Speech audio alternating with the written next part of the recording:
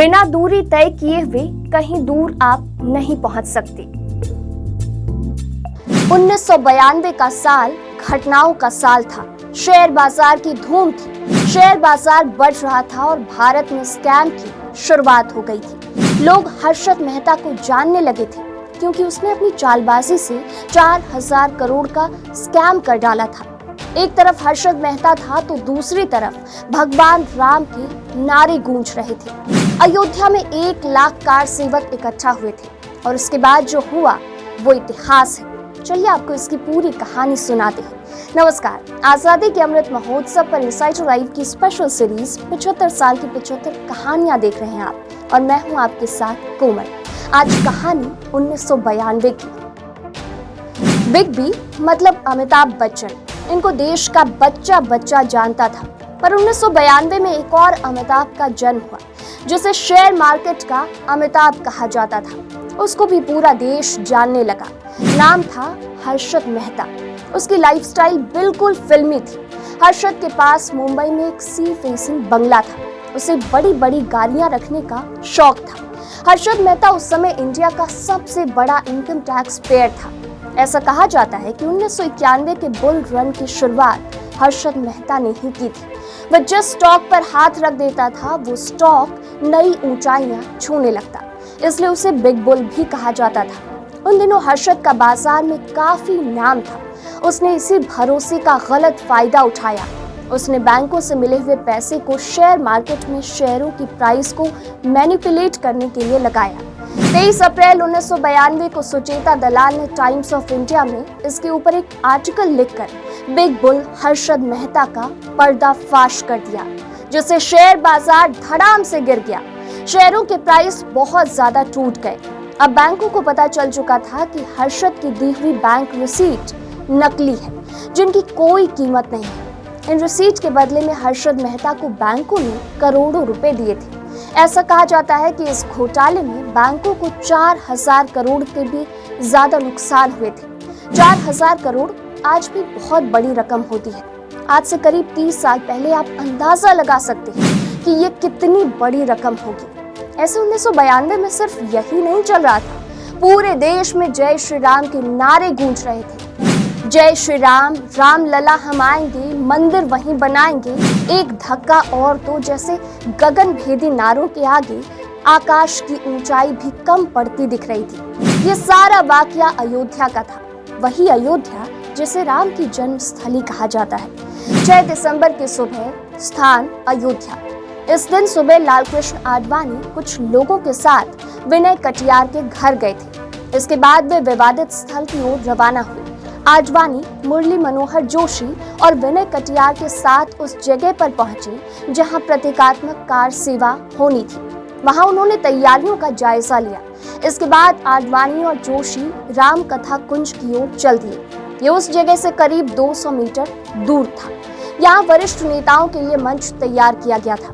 ये जगह विवादित ढांचे के सामने थी। उस समय तेजी से उभरती भाजपा की युवा नेता उमा भारती भी वहां पहुंची। वे सिर के बाल कटवा कर आई थी ताकि सुरक्षा बलों को चकमा दे सके।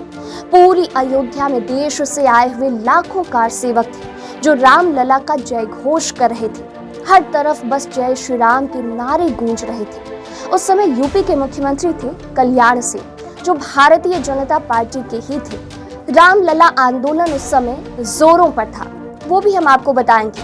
लेकिन 6 दिसंबर को क्या हुआ था वो जान लेते हैं। सुबह 11:45 पर फैजाबाद के जिला मजिस्ट्रेट और पुलिस अधीक्षक ने बाबरी मस्जिद राम जन्मभूमि परिसर का दौरा किया। शायद वे भी स्थिति को गंभीरता से भांप नहीं पाए। उन्हें ये पूरा आयोजन एक सामान्य कार सेवा का कार्यक्रम लगा। समय बीतने के साथ ही वहां लोगों की भीड़ लगातार बढ़ती जा रही थी। दोपहर को अचानक एक कार सेवक किसी तरह गुंबद पर पहुंचने में कामयाब हो गया। उसके बाद वहां होने वाले घटनाक्रम पर भाजपा के बड़े नेताओं का भी नियंत्रण नहीं रहा। उनकी अपीलों का लोगों पर कोई असर नहीं हो रहा था। भीड़ बेकाबू हो चुकी थी। ऐसी चर्चाएं थी कि इस ढांचे को गिराने की बकायदा रिहर्सल भी की गई थी। कल्याण सिंह ने सीएम रहते हुए अपने प्रशासन को निर्देश दिया था कि राज्य से बाहर आने वाले कार सेवकों के खाने और ठहरने की व्यवस्था की जाए। 1 लाख से भी ज्यादा कार सेवक अयोध्या में दाखिल हो चुके थे। उनके पास त्रिशूल, तीर और धनुष थे। ऐसी सूचनाएं भी थी कि केंद्रीय सुरक्षा बल भी उपद्रवियों के साथ सख्ती से पेश नहीं आ रहे थे। खबरें तो ऐसी भी आई थी कि ढांचा गिराए जाने के बाद बने राम लला के अस्थायी मंदिर में भगवान के दर्शन के लिए सुरक्षा बलों की लंबी कतारें लगी हुई थी। अपने उच्च अधिकारियों की चेतावनी का भी जवानों पर कोई असर नहीं हो रहा था। यही नहीं, उस अस्थायी मंदिर के आसपास तैनात जवानों ने अपने जूते उतारे हुए थे। जवानों की श्रद्धा से भरी आंखें और नंगे पांव वहां के हालात बयां कर रहे थे। ठीक 1 बजे यूपी के मुख्यमंत्री कल्याण सिंह को केंद्र के गृह मंत्री का फोन आता है, जिसमें बातचीत ये होती है। कल्याण सिंह खुद इसका जिक्र करते हुए कहते हैं, 6 दिसंबर 1992 को लगभग 1 बजे जब केंद्र सरकार के गृह मंत्री एसपी चौहान साहब का मेरे पास फोन गया और कहा कि हमारे पास ऐसी सूचना है कि कार सेवक गुंबद पर चढ़ गए। आपके पास क्या सूचना है? तो मैंने कहा कि मेरे पास थोड़ा 1 कदम आगे की सूचना है कि कार सेवक गुंबद पर चढ़ गए। कार सेवक ने गुंबद को तोड़ना भी शुरू कर दिया है, लेकिन चौहान साहब इस बात को रिकॉर्ड कर लेना कि मैं गोली नहीं चलाऊंगा, गोली नहीं चलवाऊंगा और गोली नहीं चलाऊंगा। गोली चलाने के अलावा जितनी भी उपाय योजना हो सकती है, कारगर उपाय हो सकते हैं, वो सब स्थिति को नियंत्रण में लाने के लिए सारे किए जा रहे हैं। उधर अयोध्या में सब कुछ बदल रहा था। किसी पर किसी का जोर नहीं था। आसमान में जय श्री राम के नारे गूंज रहे थे। वहां मौजूद कार सेवकों के साथ लोगों की बड़ी संख्या विवादित स्थल के अंदर घुस गई। देखते ही देखते ढांचे के गुंबदों पर उनका कब्जा हो गया। हाथों में बल्लम, कुदाल, छैनी, हथौड़ा लिए उन पर वार करने लगे। जिसके हाथ में जो था वही उस ढांचे को ध्वस्त करने का औजार बन गया और देखते ही देखते वर्तमान इतिहास हो गया। ये सब होने में करीब 2 घंटे लगे या कुछ ज्यादा। केंद्र की नरसिंह राव सरकार, राज्य की कल्याण सिंह सरकार और सुप्रीम कोर्ट देखते रह गए। ये सब तब हुआ जब सुप्रीम कोर्ट ने विवादित स्थल पर किसी भी तरह के निर्माण कार्य पर पाबंदी लगाई हुई थी। हर मिनट अयोध्या में कुछ बदल रहा था। 1:50 पर आईटीबीपी के महानिदेशक ने गृह मंत्रालय से फिर कहा, ढांचे को काफी नुकसान पहुंचा है, पर यूपी पुलिस हाथ पर हाथ धरे बैठी है। केंद्रीय बलों की 3 बटालियन मजिस्ट्रेट के साथ अयोध्या के लिए रवाना हो गई। 2 बजे गृह मंत्री चौहान ने मुख्यमंत्री कल्याण सिंह से बात करके फिर पूछा कि ढांचे की हिफाजत के लिए अब तक क्या किया। कल्याण सिंह ने कहा वे पूरी तरह ढांचे को बचाने की कोशिश में लगे हैं, पर गोली चलाने से मना किया है। 2:20 पर डीजी आईटीबीपी ने गृह मंत्रालय को सूचित किया कि फैजाबाद कैंप से चली अर्धसैनिक बलों की 3 बटालियनों का विरोध और बाधाओं का सामना करना पड़ा है। रास्ते में लोगों ने बाधाएं खड़ी कर सड़क रोक रखी है।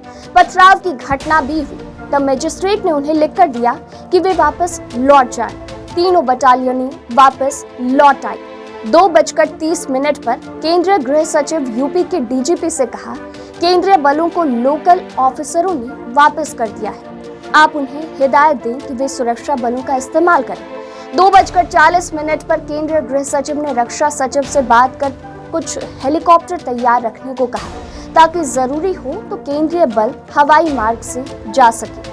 उनसे 1-2 ट्रांसपोर्ट जहाज भी तैयार रखने को कहा। 2:50 पर आईबी ने गृह मंत्रालय को सूचित किया कि ढांचे का पहला गुंबद गिर गया है। स्थिति तेजी से बिगड़ रही है। अयोध्या में सांप्रदायिक वारदातें भी शुरू हो गई है। दंगे भड़कने की आशंका है। केंद्रीय बल मौके पर जाने में असमर्थ है। डीजीपी उत्तर प्रदेश ने सूचित किया कि बिना फायरिंग अब स्थिति को काबू में नहीं रखा जा सकता। इसके लिए मुख्यमंत्री से आदेश लिए जा रहे हैं। मुख्यमंत्री ने अब तक कोई आदेश नहीं दिया। राम कथा कुंज के मंच पर आडवाणी, जोशी और सिंघल फिर आए।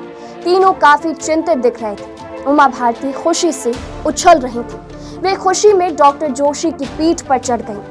कहते हैं कि इसके पहले ही यूपी के मुख्यमंत्री कल्याण सिंह ने इस्तीफा दे दिया था। शाम 7 बजे केंद्रीय मंत्रिमंडल ने यूपी सरकार को बर्खास्त करने विधानसभा भंग कर राष्ट्रपति शासन लगाने की सिफारिश कर दी। 6 दिसंबर 1992 की घटना का जिक्र करते हुए कल्याण सिंह ने अपने बयान में कहा था, अधिकारियों का किसी रूप से कोई दोष नहीं, कोई कसूर नहीं, कोई कमी नहीं, सारी जिम्मेदारी मैं अपने ऊपर लेता हूँ। सीधा किसी कोर्ट में केस चलना है तो मेरे खिलाफ चलाओ, किसी कमीशन ऑफ इंक्वायरी में इंक्वायरी होनी है तो मेरे खिलाफ करवाओ, और इसके लिए कहीं कोई दंड देना हो तो किसी को ना देकर मुझे दो। अधिकारियों ने तो आदेशों का परिपालन किया।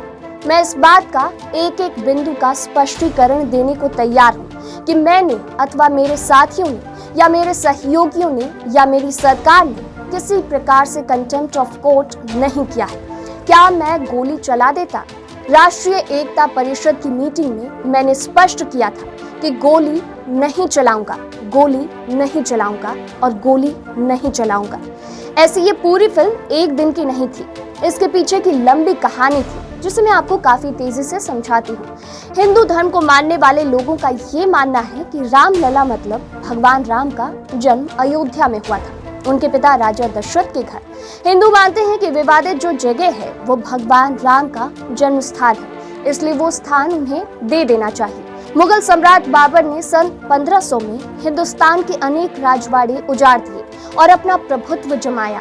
उस समय बादशाह बाबर ने मंदिरों को नष्ट करके मस्जिदों की स्थापना की, ये इतिहासकारों का कहना है, और उसी काल में बाबरी मस्जिद की स्थापना हुई। बात 1949 की है। जिस स्थान को गर्भगृह कहा जाता है उस स्थान के दरवाजे पर ताले लगे हुए थे, उन तालों से कोई भी छेड़छाड़ ना करे, ये भी आदेश न्यायालय द्वारा दिया गया था। उस स्थान के बाहर ही पूजा अर्चना करने की अनुमति थी। इसी विवादित स्थान में जो 2.7 एकड़ भूमि है उसमें निर्मोही अखाड़ा होने की पुष्टि की गई। उसके लिए महंत श्री रघुनाथ जी ने संबंधित न्यायालय में एक अर्जी दाखिल की कि निर्मोही अखाड़ा पंथ को पूजा पाठ करने की अनुमति दी जाए। ये घटना 1959 की है, जब राम जन्मभूमि के समर्थक पूजा पाठ करने लगे और निर्मोही अखाड़ा पंथ के सदस्य न्यायालय से बार बार निवेदन करने लगे, तो 1961 में उत्तर प्रदेश के क्षेत्रीय सुन्नी वक्फ बोर्ड के सदस्यों ने न्यायालय में ये दावा किया कि बाबरी मस्जिद और उसके आसपास की भूमि पर मुसलमान समाज का कब्रिस्तान है। आगे राम जन्मभूमि हिंदू संगठन, निर्मोही अखाड़ा पंथ और वक्फ बोर्ड, ये तीनों संगठन उत्तर प्रदेश के संबंधित न्यायालय में अपने अपने दावे बार बार पेश करते रहे। इसकी सुर्खियां स्थानीय समाचारों में लगातार छपती रही। उसके बाद इस विवादित स्थान ने राजनीतिक रूप ले लिया। 1984 में विश्व हिंदू परिषद ने बाबरी मस्जिद के ताले खोलने के लिए उग्र आंदोलन शुरू किया। इसमें न्यायालय तक कार सेवकों को इकट्ठा करना, जगह जगह भाषण संभाषण करना, संबंधित सरकारी कार्यालयों पर प्रदर्शन करना, ये जारी रहा। विश्व हिंदू परिषद ने ये स्पष्ट किया कि हमारी मांग ये है कि जहां पर मस्जिद का निर्माण किया गया है वहां पर राम जन्मभूमि मंदिर था, उन मंदिर को ध्वस्त करके मस्जिद बनाई गई और उस जगह पर मुस्लिम समाज अब किसी भी प्रकार का प्रयोग नहीं कर रहे। निवेदन है कि उस स्थान को हिंदुओं का धार्मिक पवित्र स्थान घोषित किया जाए। 1986 में श्री हरिशंकर दुबे ने नई याचिका तैयार करके फैजाबाद के न्यायालय में पेश की। फैजाबाद न्यायालय के सत्र न्यायाधीश ने उस विवादित स्थान के ताले खोलकर हिंदुओं को पूजा पाठ करने की अनुमति दे दी। विश्व हिंदू परिषद ने संपूर्ण भारत में जयकारा घोषित किया। 1989 में विवादित स्थान से थोड़ा हटकर राम जन्मभूमि की स्थापना करते हुए पूजा अर्चना की। जब सारी घटनाएं हिंदुओं के पक्ष में दिखाई देने लगी तो विश्व हिंदू परिषद के पूर्व उपाध्यक्ष श्री देवकी नंदन अग्रवाल ने न्यायालय में केस दायर किया कि राम जन्मभूमि स्थान से बाबरी मस्जिद को अन्य किसी स्थान पर स्थानांतरित किया जाए। 9 नवंबर 1989 को पूर्व प्रधानमंत्री राजीव गांधी ने इस स्थान पर शिलान्यास करने की अनुमति दे दी। 25 सितंबर 1990 को लाल कृष्ण आडवाणी ने सोमनाथ से अयोध्या तक रथ यात्रा निकाली। पूरे देश भर में तनावपूर्ण वातावरण हो गया। जब आडवाणी की रथ यात्रा नवंबर महीने में बिहार के समस्तीपुर पहुंची तो वहां पर बिहार सरकार ने इस रथ यात्रा को रोक लिया, परंतु भारतीय जनता पार्टी को ये उम्मीद नहीं थी, क्योंकि उस समय देश के प्रधानमंत्री वीपी सिंह थे। वीपी सिंह सरकार को भारतीय जनता पार्टी का समर्थन था। बिहार में आडवाणी का रथ रोक लिया गया और दो समुदायों ने दंगा भड़काने के आरोप में आडवाणी को पुलिस ने गिरफ्तार कर लिया। आडवाणी की रथ यात्रा समाप्त हो गई। उसी समय भारतीय जनता पार्टी ने राष्ट्रपति कार्यालय को वीपी सिंह सरकार को दिए समर्थन को वापस लेने का विनती पत्र दाखिल किया।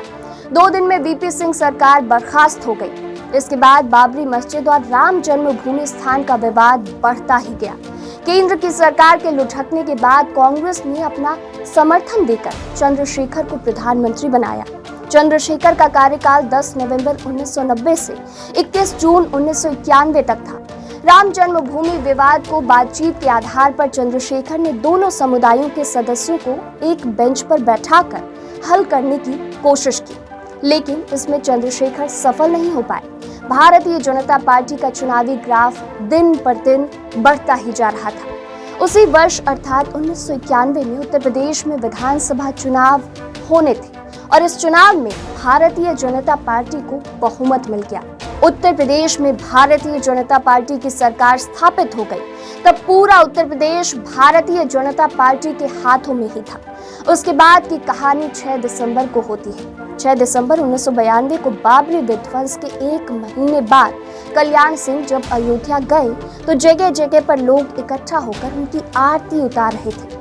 इतना जबरदस्त स्वागत हो रहा था कि लखनऊ से अयोध्या की तकरीबन 125 किलोमीटर की दूरी तय करने में उनको 12 से 13 घंटे लग गए थे। लोगों ने पूरा भाव उड़ेल दिया और तभी कल्याण सिंह के मुंह से निकला कि 6 दिसंबर शर्म का नहीं गर्व का दिन है। विपक्ष के लोग कहते थे कि भारतीय इतिहास में कलंक का दिन है। लोगों के रिस्पॉन्स से वो गदगद थे। उनकी लोकप्रियता काफी बढ़ गई थी। कई सारे मुद्दे और कई सारी कहानियां हैं। इन सबको एक वीडियो में समेट पाना काफी मुश्किल है। इस घटना ने भारतीय राजनीति की नई दिशा बनाई। राम इस राजनीति के केंद्र में थे। राम राज्य की बात हुई, राम लला की बात हुई। राम ही राम थे हर जगह। सब इस घटना को अपने अपने चश्मे से देखते हैं। मैंने वही बताया जो मैंने पढ़ा, जाना और समझा। बाकी एक कहावत है कि वही हुई जो राम रची राखा। भारतीय इतिहास में 6 दिसंबर की घटना को लोग भूलेंगे नहीं, क्योंकि इस घटना ने एक नई राजनीति को जन्म दिया। ऐसे अब अगले साल यानी 1993 की कहानी लाऊंगी अगले एपिसोड में। देखते रहिए इनसाइड लाइव। नमस्कार।